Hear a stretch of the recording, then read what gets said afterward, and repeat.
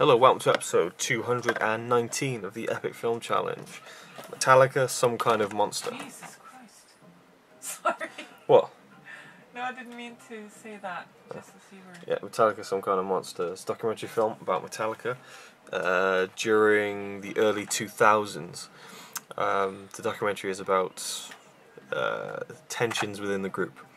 The bassist of Metallica, one of the main bassists who was in the band probably the longest, left the band in I think 2000 or something like that, and so the band was just Lars Ulrich, the drummer, Kirk Hammett, the lead guitarist, and James Hetfield, I guess you call him the rhythm guitarist, but he's also does a lot of lead stuff, and the singer and the lyricist.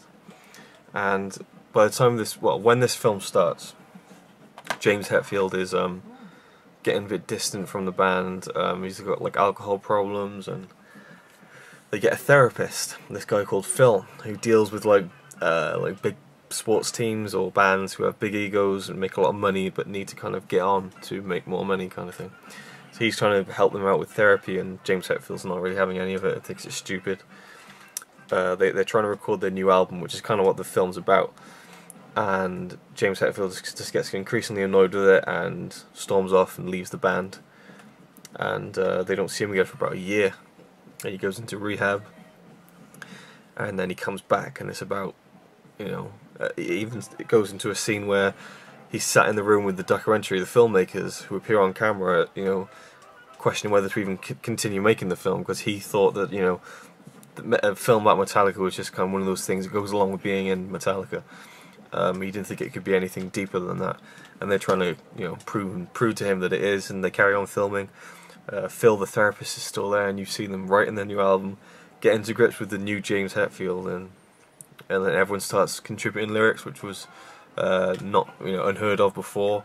Kirk Hammett, the lead guitarist, feels like he's more involved now, whereas he was taking a back seat before, and that kind of thing. And it's just like all this stuff happens, and they get into arguments, and it's all about the road to getting back onto, on the road, I guess, with their new album and touring again and stuff. And it's pretty silly when you think about it, because it is like a band that makes just millions and millions of dollars, and you think, why have they got problems, but it's such a good documentary. It's made so well by the filmmakers. They actually made quite a few films about a serious trial. I don't know the details of it, but they're serious documentary filmmakers, and they wanted to do something deeper with this film, and it just kind of unraveled in front of the cameras. It's amazing. It's really like it's written, because it has like a traditional arc of a film. Like it starts off, it's like, yay, Metallica, and then oh god, he's gone, and then oh god, is he gonna come back? And they go and see the former bassist's new band play, and and they're just like, oh god, this is the end of Metallica. And then he comes back, and then it's still a bit, oh, what's gonna happen? And then he gets back on, not gets back in good terms, but they sort things out. And then they have a problem with Phil, the therapist, in a really awkward scene where they're saying, right, maybe you should, we should cut back on you being here all the time. And he's kind of like, oh, well, I think we should honour what we had, and, there's still things I want to do. And it gets really uncomfortable, and you kind of realise that the therapist, Phil, has actually become quite attached to them over the 2 years, or however long it was. And, they want him to leave, and it's a bit, bit awkward. But it's a very, very good film. The ending's awesome.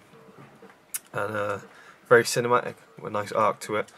Loads of great music throughout, and there's just so many great scenes. There's even a scene where they go and interview Dave Mustaine of Megadeth, who was originally in Metallica, but he was kicked out because of his alcohol and drug problems, and he's been very kind of estranged from the band. And since even this film, they've got back on good terms again. They play shows together, Megadeth and Metallica, along with Slayer and Anthrax. So it works out for the best in the end. But yeah, it's a brilliant film. If you're a fan of Metallica, you should definitely see it. It's awesome.